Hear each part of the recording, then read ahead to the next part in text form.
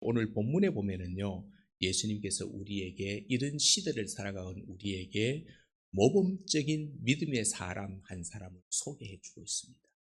소개를 해주고 있는데 그 사람이 누구로 소개되어지고 있죠? 왕의 신하, 왕의 신하로 이렇게 소개가 되어지고 있습니다. 그래서 오늘은 저와 여러분들이 오늘 본문을 중심해서 왕의 신하의 믿음이 어떤 믿음이었길래 예수님이 우리에게 소개하실까? 그렇죠? 그러면 우리도 왕의 신하의 믿음을 본받으면 예수님께서 누구인가에게 우리를 소개하는 것과 같은 것이 되는 거죠. 그래서 이거를 생각해보고 예수님이 보실 때 진실된 믿음의 사람, 정말 누가 뭐래도 인정하는 그런 믿음의 사람으로 조금 더 성숙되어지는 오늘 이 예배가 되기를 주님의 이름으로 축복합니다. 자, 그러면 어떤 믿음이었는지 우리가 한번 보면 저는 이렇게 생각을 합니다.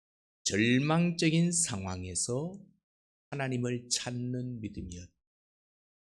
내 힘으로 도저히 해결할 수 없는 절망적인 문제 앞에서 하나님을 찾는 믿음. 이 믿음이 바로 오늘 왕의 신하의 믿음이었다. 자, 그러면 이렇게 한번 여쭤볼게요. 여러분, 하나님에 대한 지식을 우리가 많이 가지고 있어, 그죠? 하나님에 대한 지식. 그동안에 신앙생활 하면서 공부를 하든 안 하든 귀로 두서 들은 것만도 하나님 그러면 말할 수 있는 몇 가지 지식이 있는데 그 첫 번째가 바로 하나님은 우주 만물을 창조하신 창조주 하나님이시라는 거예요. 창조주 하나님. 그 다음에 또 하나는 인간의 생사하복을 주관하고 계시는 하나님. 그죠? 내가 살고 죽고 복을 받고 저주받고 이 모든 것은 하나님이 주관하신다. 이게 하나님께 대한 지식이고 또 하나는 하나님은 모르는 것이 없고 못하시는 것이 없는 전지전능하신 하나님이시다. 그죠? 또 하나는 하나님은 예수 그리스도를 믿는 사람들을 뭐로 삼아주셔요? 하나님의 자녀, 하나님의 백성으로 삼아주시고 하나님의 백성은 하나님이 친히 인도하시고 보호해 주시는 하나님. 그렇죠? 그 다음에 또 하나님은 하나님의 자녀가 하나님의 뜻 안에서 예수님의 이름으로 기도하면 무엇이든지 들어주시는 하나님. 이런 지식, 하나님께 대한 지식을 우리는 신앙생활하면서 가지고 있단 말입니다. 자, 그러면 이런 지식이 그냥 지식으로 남아 있느냐? 이것이 믿음이 되어 하나님을 우리의 삶 가운데 가까이 모시고 하나님과 함께 하느냐? 이 문제는 다른 거잖아요. 알고 있는 거하고 하나님을 그렇게 믿고 그 하나님을 우리의 삶 속에서 우리가 온전히 누리는 것하고는 다른 거죠. 그렇죠? 그래서 참된 진실된 믿음은 우리가 알고 있는 지식에 근거해서 뭐가 그대로 행하는 것을 이게 믿음이래. 그러면 믿음 이코르 지식 플러스 행동, 이게 믿음이구나. 알고 있는 것만은 믿음이 될 수 없는 거예요. 알고 있는 것이 지식이 믿음이 되기 위해서는 뭐가 더 있어야 된다? 그대로 알고 있는 지식 있는 그대로 행동해야 이게 믿음이 된다. 믿음이 된다. 그래서 야고보는 이렇게 얘기했거든요. 우리가 너무도 잘 알고 말씀입니다. 행함이 없는 믿음은 죽은 믿음이다 라고 말씀하고 있거든요. 이런 면에서 볼 때 오늘 왕의 신하는요, 살아있는 믿음, 정말 행함이 있는 살아있는 믿음을 가진 사람이었다라고 하는 것입니다. 그러면 까지 그냥 여러분 성경을 어떻게 읽고 계시는지 여쭙기 위해서 하는 여러분, 오늘 이 왕의 신하라고 했는데 어느 왕일까요? 어떤 왕의 신하일까요? 혹시 요한복음을 읽으시면서 생각해 보시면서 읽으셨습니까? 왕의 신하라면 어떤 왕의 신하일까? 이거를 조금 알고 넘어가는 게 좋을 것 같아요. 그래서 여기는 지금 오늘 본문에 이렇게 시작하고 있거든요. 자, 예수께서 어디에 가셨다고요? 예, 갈릴리 가나에 이르시니. 그러면 이 갈릴리 베레아 지역을 다스리는 왕이 있을 것 아니에요. 그죠? 갈릴리 베레아 지역을 다스리는 왕이 누구냐면 분봉왕. 성경을 일단 분봉왕 헤롯 이렇게 되어 있잖아요. 헤롯의 이름이 안티파스거든. 이때 당시 헤롯도 바로처럼 왕의 그냥 하나의 명칭이에요. 그러면 헤롯 안티파스 이가 그때 이 갈릴리 베레아 지역을 다스리고 있었는데 이때 이 사람의 고위 관리였다. 이 고위 관리였다. 그러므로 이 사람에게는 이 분봉왕 헤롯 안티파스의 고위 관리 이 신하였기 때문에 뭐가 있어요? 일단요, 바로 권력이 있는 사람, 힘이 있는 사람, 권력이 있는 사람이었고 또 그러면 권력이 있다라면 이때 당시에는 어떨까요? 지금 아들이 죽게 돼 있거든요. 병들어 죽게 생겼기 때문에 그 권력을 이용해서 아들을 치료하기 위해 가지고 좋다라고 하는 명의, 의사는 다 뭐 했을까요? 불렀을 겁니다. 왜? 권력이 있는 사람이기 때문에 의사라고 부르면 와야 되거든요. 이때는 오늘날로 다르거든요. 그럼 다 최고의 의사에게 보였는데 그런데 소용이 있었을까요? 없었을까요? 아무 소용이 없었습니다. 아무리 좋다라는 명의에게 아들을 병을 갖다가 고치려고 가도 소용이 없었기 때문에 이제 마지막으로 어디에 온 거예요? 예, 예수님께 소망을 두고 예수님을 찾아왔습니다. 찬송가 가사 말이 생각나지요? 무슨 가사가 생각납니까? 천부여 의지 없어서 손들고 옵니다. 의지 없다는 말은 뭐예요? 내가 어떤 문제 앞에서 이것저것 다 해봐도 이 문제를 해결할 수 있는 곳은 어디에도 없어. 이제서야 손들고 주님 앞에 나옵니다. 이 찬송가 가사 지금 바로 왕의 신하가 바로 그런 상황에 놓여져 있다는 거. 그러나 그래서 이제 분봉왕 헤롯의 고위 관리가요. 고위 관리가 예수님을 찾아왔다는 것은 당시 정치적인 아니면 시대적인 문화적인 상황 속에서 있을 수 있는 일일까요? 없을까요? 이거 있을 수 없는 거거든요. 왜? 예수님은 누구예요? 목수의 아들이고 많은 사람들이 예수님을 뭐해요? 지금 이 눈을 뜨고 쳐다보고 어떻게 해서 저 예수를 몰아낼까 죽일까라고 하는 어떻게 보면은 당시에 예수님은 정적이었거든요.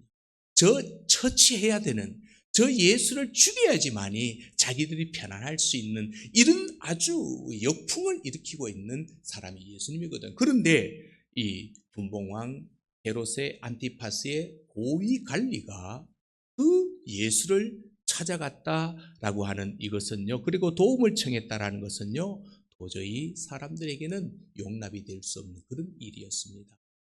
자, 그러나 그는 절박한 처지잖아요, 지금요, 그죠? 왜 절박한 처지예요? 아들이 지금 죽어가고 있는데 세상에 어떤 누구에게 가지고 데리고 가도 고칠 수 없거든요. 이 절박한 처지에 있기 때문에 이런저런 생각할 겨를이 없습니다. 남들 눈이 어떻고 저떻고 이런 겨를이 없이 그냥 예수님을 찾아왔다. 저는 여기서 한 가지 놀란 사실을 발견합니다. 아하, 인간의 절망은 하나님을 찾는 결정적인 계기가 된다. 라고 하는 것을 이 왕의 신화를 통해서 배우게 된다. 그러면 우리가 힘들다 하면서도 하나님 앞에 나와 엎드리지 않고 하나님을 찾지 않는다는 것은 아직 뭐하다라는 거예요? 살만하다라는 겁니다. 진짜로 이것저것 다 해도 내가 의지하고 내가 기대를 걸 수 있는 것이 없다면 마지막으로 우리는 하나님을 나와서 찾아 하나님께 지질 수밖에 없는 것. 이것이 바로 왕의 신하가 우리에게 가르쳐주고 있는 것입니다. 그래서 만약에 왕의 신하에게 아들의 질병이라고 하는 절박한 문제가 없었다면 예수님을 찾아와서 예수님을 만나고자 했을까요? 이거는 있을 수도 없는 일이거든요. 그러므로 성도는 고난의 문제를 만났을 때 절망적인 그런 어떤 상황들이 내 앞에 있을 때 우리는 그거를 뭐로 생각하자? 긍정적으로 보라보자. 그 절망을 절망스럽게 보지 말고 오히려 그 절망을 긍정적으로 이해하고 받아들이자라는 거예요. 그래서 야고보가 뭐라 그랬죠? 1장 12절에 보면 여러 가지 시험을 만날 때 온전히 기쁘게 여겨라. 가능할까요? 여러 가지 시험을 만날 때 온전히 기쁘게 여겨야 한다. 이게 지금 성 야고보의 말이거든요. 그럼 많은 사람들은요, 이 야고보의 말을 듣고요, 성경을 읽으면서 여러분 야고보 많이 읽으셨잖아요. 의아하게 생각하잖아요. 어떻게 지금 내가 죽을 지경인데 어떻게 그 상황을 기쁘게 여기란 말인가? 이렇게 의아하게 생각할 수 있다라는. 그러나 저는 이렇게 생각합니다.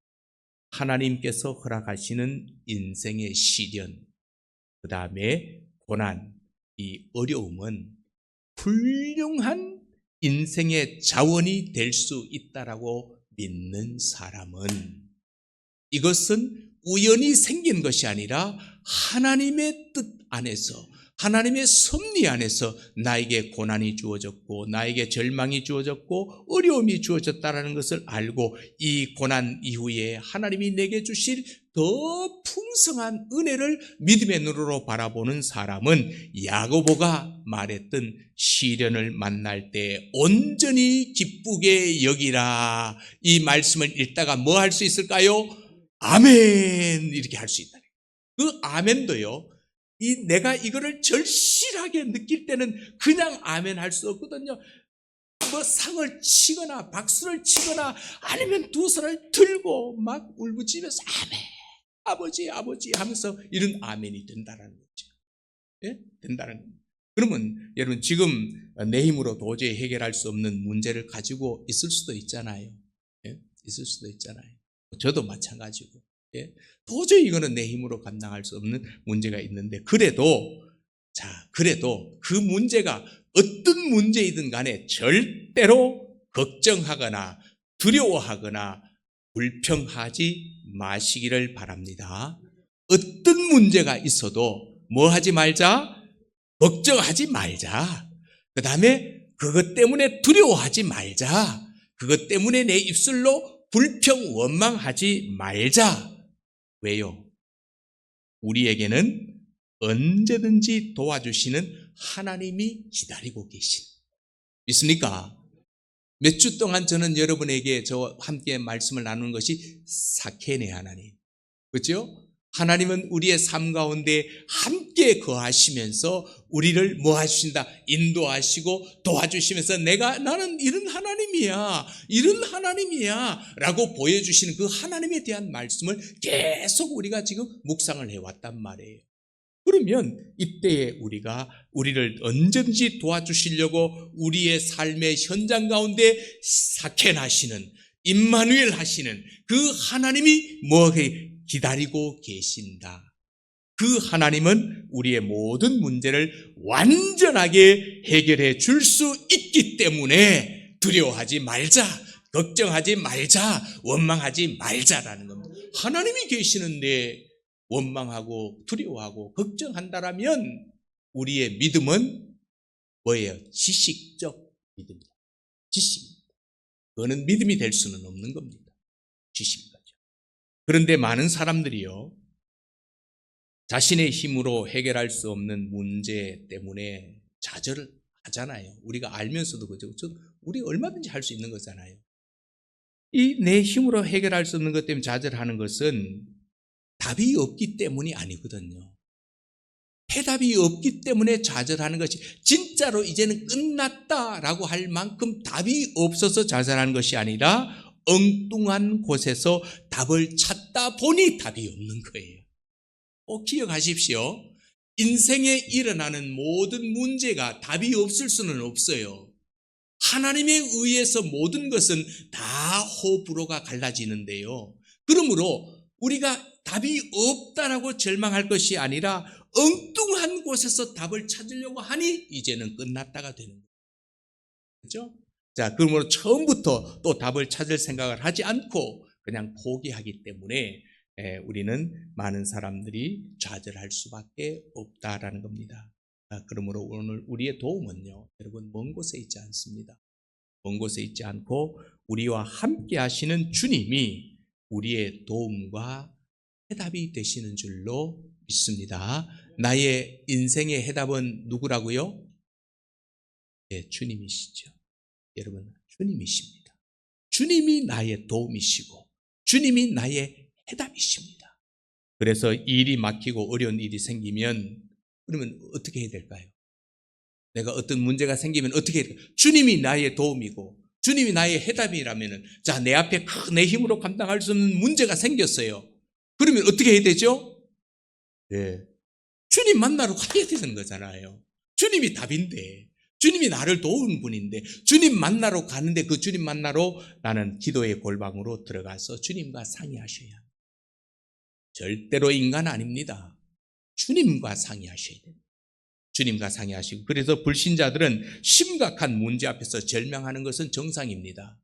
예수님을 모르는 사람이, 믿지 않는 사람이 절망하고 불평하고 원망하고 걱정하는 너무도 당연한 것이지만, 하나님을 믿는 사람은 문제 때문에 힘들어할 때, 내 힘으로 감당할 수 없는 문제 때문에 내가 너무너무 고통스러울 때 하나님을 가까이 하고 은혜를 경험할 수 있는 새로운 기회가 된다라고 하는 사실을 꼭 기억하시고 하나님 만날 수 있는 기회로 여러분의 어려움을 삼기를 주의 이름으로 축복합니다.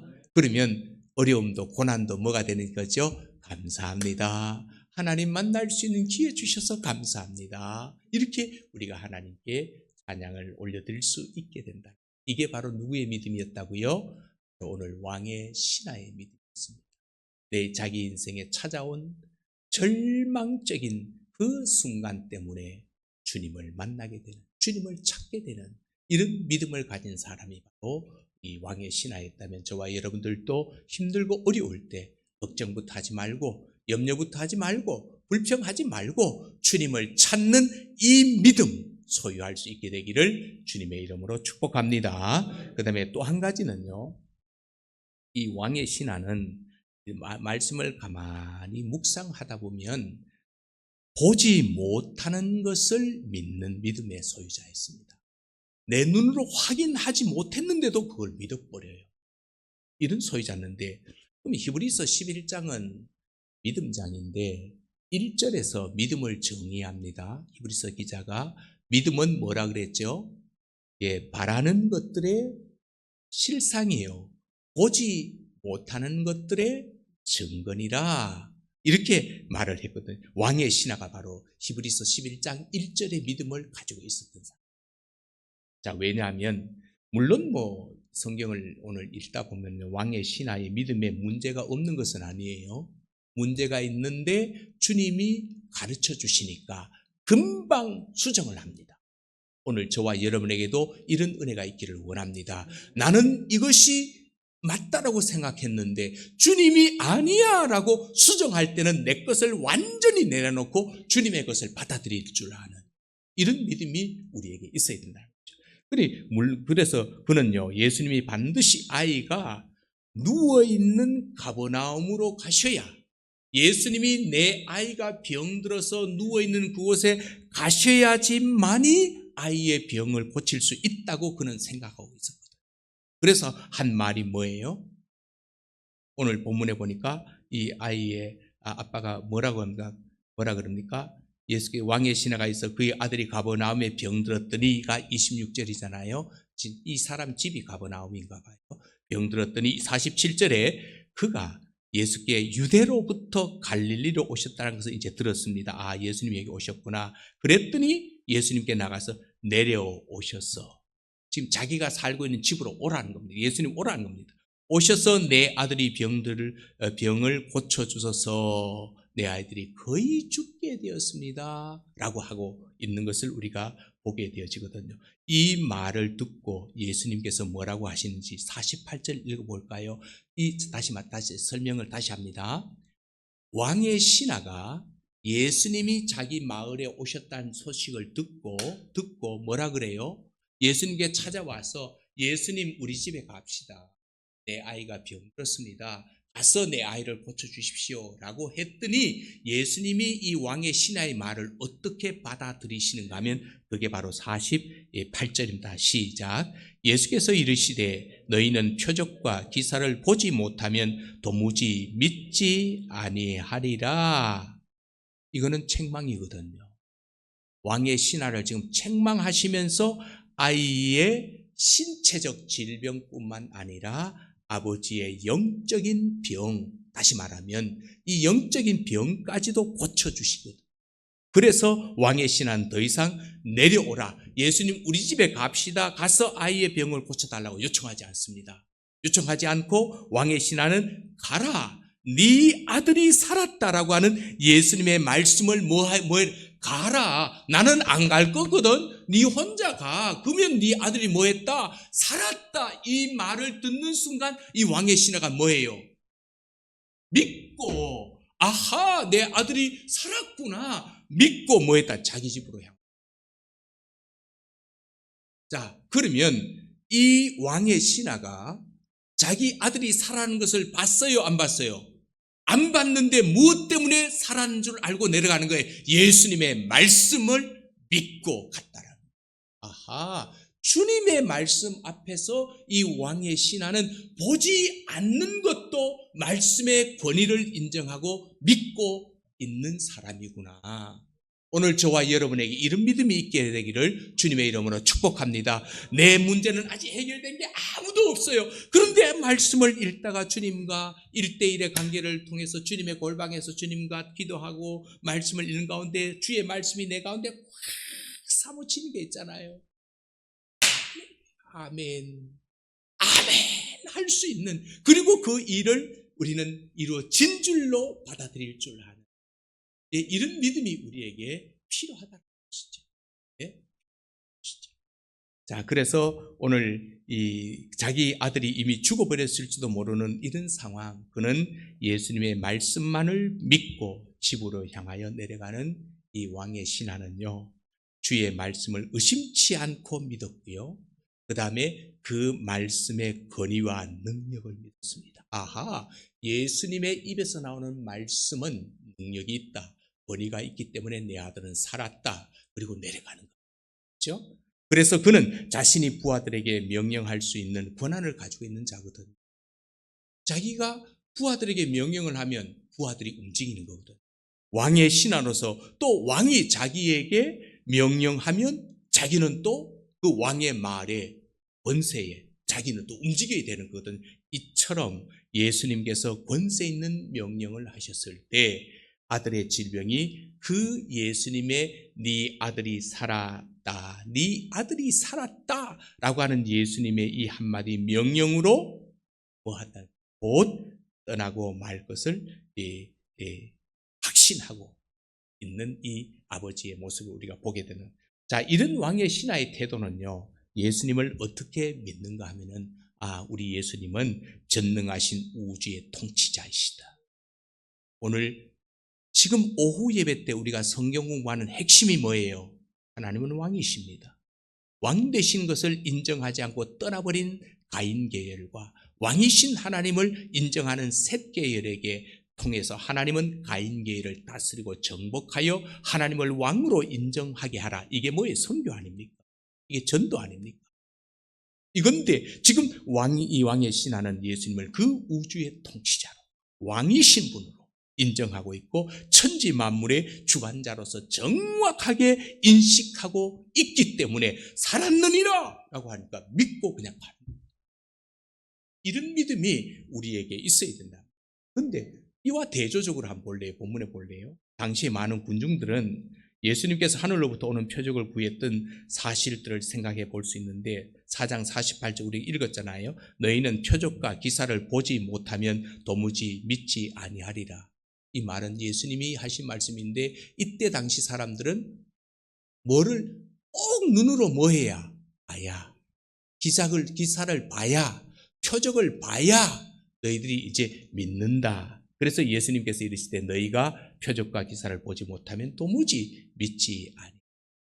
여러분, 이 같은 예수님의 말씀은 그냥 넘기지 마시고 무엇을 보여달. 하나님 살아계신다면, 나에게도 이것을 보여주시면, 하나님이 살아계신다면 이런 일들이 일어나게 해주시면 오늘 내가 믿겠습니다. 이런 오늘 우리들을 향한 말씀이 아닐까요?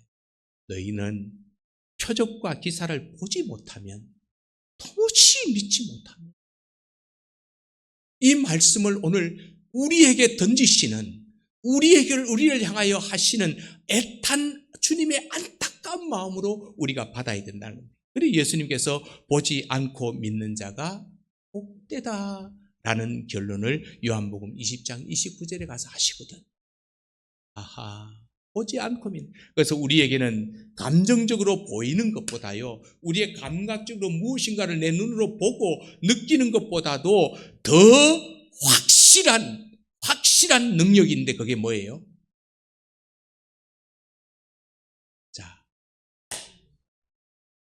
참 우리 단순해서 참 좋아, 그죠? 믿으면 초질간간한 믿음이에요, 우리는요. 그런데 그 믿음이 믿음 되기 위해서 이 왕의 신하가 했던 행위를 지금 제가 묻고 있는 거거든요.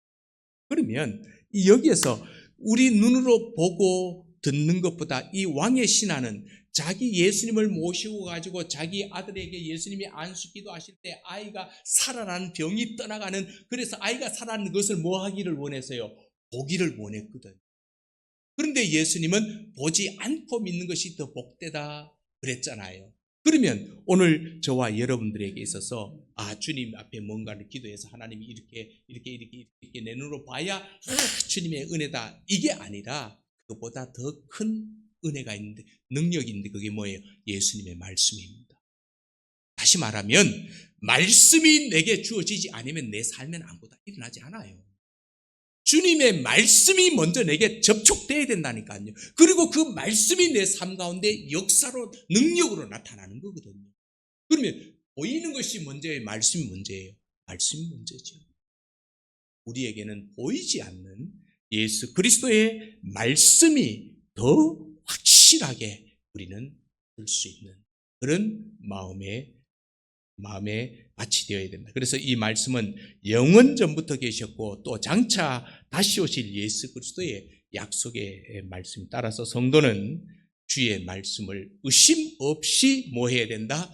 믿어야 된다. 하나님의 말씀은 요만큼도 의심하지 말고 믿자. 자, 하나님의 말씀을 요만큼도 의심하지 말고 믿을 수 있는 은혜가 오늘 있게 되기를 주의 이름으로 축복합니다. 믿으십시오. 이거 아무것도 아닌 거 아니에요. 이게 그냥 뭐 돈 7만 원 주면 그냥 살 수 있고 그냥 집에 몇 년 동안 계속 가지고 다니는 그런 게 아니고, 여기에 주의 말씀이 있는 곳이에요. 여기에 내 문제의 해답이 있다니까요. 여기에 내 모든 것이 다 나를 도와주는 것이 있는데 이것을 어찌 드라마 한 편보다도 이게 못합니까? 아니잖아요. 읽으면서 우리는 이 말씀을 그렇게 대할 수 있게 되어야 된다. 그리고 주님이 말씀 주실 때 아멘 하면서 그 말씀은 꼭 붙잡고 나갈 때 반드시 말씀은 우리의 모든 것을 해결해 주실 줄로 믿습니다.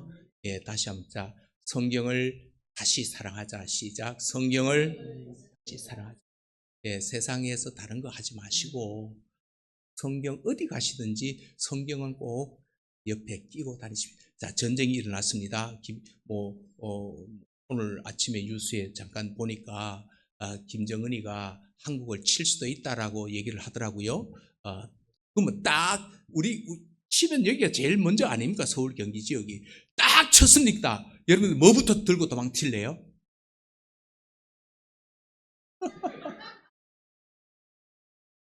네? 요새 부자들은 그런데요. 은행에 돈 넣으면 세금이 많이 붙으니까 혜택이 많이 줄어드니까 전부 금이나 달러를 바꿔가지고 집 아예 금고에 다 넣어놓대요. 아이고 여보 그거 농 밑에 그거 있잖아. 그거 뭐 그거 찾느라고 막 이 우선순 하는 것보다도 다 잃어버려도 정말 어머님이 읽으며 눈물 많이 흘리던 그 책, 이 성경책을 소중히 여겨 도망치면 가지고 나오지 못한 집안에 있는 그 몇 억짜리 그 수표 몇 억짜리 그것보다도 더 많은 것을 주님이 주실 줄로 믿습니다라고 우리는 이거를 선택해요.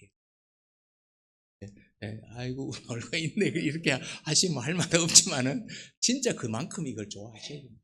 진짜 사랑하셔야 되거든요.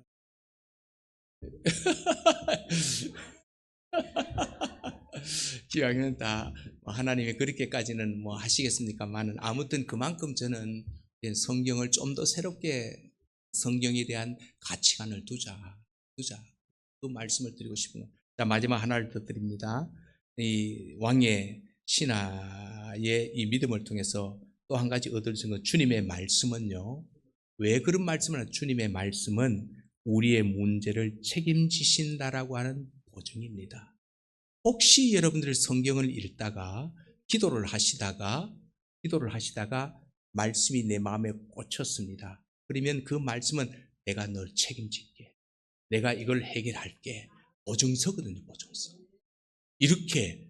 자, 그래서 51절, 52절 봅시다. 51절, 52절. 자, 읽게 시작.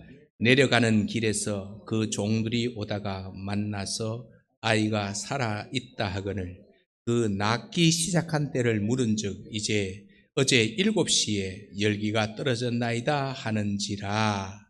자, 그리고 난 다음에요. 그럼 왕의 신하가 예수님 말씀 믿고 돌아가잖아요. 지금요. 돌아가는 길에 자기를 만나려고 오는 종들을 통해서 아이가 살았습니다. 아이가 건강해졌습니다 라는 소식을 듣고 이 부모가 참 이거를 하긴 해요. 뭘 하긴 했냐면 그럼 언제 살았느냐? 언제 애가 깨끗해졌느냐라고 했더니 53절에 내 아들이 살아있다 말씀하신 그때인 줄 알고. 저는 여기에서요 눈을 뗄 수 없습니다. 아하, 하나님이 나에게 이미 말씀 주시는 말씀이 내 심장에 와서 확 꽂히는 그 순간 그 시점이 바로 내 아들이 살았다고 말씀하시는 그때가 바로 뭐라는 거예요? 뭐라는 거죠? 내 문제가 되었다. 그러면 이게 그 말씀은 나에게 뭐가 된 거예요? 증명서가 되는 거죠. 말씀을 받았다면 된 줄로 아는 거예요. 예? 우리 누나 얘기 한번 했잖아요. 유방암 말기 선고를 받고 신촌 부산 동아대병원에서 야야 뭐 어떻게 그때는 뭐 보이는 게 없더라고요. 신촌 세브란스 병원 아는 분 막 다 연락해가지고 막 일단 세브란스로 막 응급 그냥 후송 오시게 했잖아요. 그리고 또 검사를 받아봤더니 아들하고 딱 불러서 안 됩니다. 수술도 안 되고 임파선이 다 퍼져가지고 이제는 더 이상 안 됐습니다. 그러면서 있는 가운데 좀 기다려 봅시다라고 있는 가운데 병원에 갔더니 누나가 내가 성탄절 어째서 송구 영신 예배 때 하나님이 내게 주신 말씀이 있어. 나 괜찮을 거야 그러더라고. 그 뭔 말씀인데 내가 너를 고쳤느니라. 이 말씀을 뽑았대요. 우리 교회에서 왜 말씀 없는 거 있잖아요. 그 말씀이 누님에게는 큰 힘이 된데 놀랍게 그 다음에 한 6개월 보자 그랬는 걸 한 1, 2개월 정도 지났는데 있잖아요. 임파선의 모든 것들이 다 사라져 버렸어요. 그래서 수술을 했거든. 그래서 지금 10년이 다 된 지금까지 거의 건강. 물론 아직까지 육체적으로는 이 회복은 있지만 건강하게 그렇게 그때 제가 깨달은 것이 내가 말씀을 받는 그 시점은 이미 내 모든 질병을 하나님이 고치는 그 증명서 시점과 같은 거다. 그런데도 이 말씀을 우리가 가까이 하지 않을래요? 이게 대답인데, 이게 해답인데. 예? 그러므로 우리 꼭 이거 가까이 해야 되거든요. 그래서 책임지신다는 거잖아요. 그래서 예수님의 말씀하신 대로 이루어진 것을 왕의 신하가 지금 확인을 하는 거거든요. 그러므로 예수님이 하신 말씀 50절에 네 아들이 살았다, 이것은 신하의 문제를 해결해 준다라는 뭐가 되는 거예요? 주님이 보증서를 써서 주시는 거거든요. 내가 해결해 줄게. 자, 가. 오늘 이런 어떤 성경 속에서 성경 읽는 재미를 우리가 발견할 수 있어야 된다는 겁니다. 이와 같이 주님의 말씀은요, 우리가 만나는 모든 문제를 책임지시겠다라고 하는 보증서와 같은 겁니다. 보증서. 예? 그러므로 우리는 어떤 문제를 만나게 될 때 성경에서 예수님이 어떻게 말씀하시는지 그거를 뭐 해야 될까요? 찾아내야 되죠. 이럴 때 주님은 어떻게 말씀하실까? 왜? 그것이 찾아내면 이게 보증이 되니까 찾아내고 그 말씀을 붙들고 주님 앞에 기도하면서 나가면 내가 해결하는 것이 아니라 주님이 내 인생의 모든 문제들을 깨끗하게 해결해 주시면서 우리의 입술에 늘 찬송이 끊어지지 않게 만들어 주실 줄로 믿습니다. 그런 은혜가 있게 되기를 주님의 이름으로 축복합니다.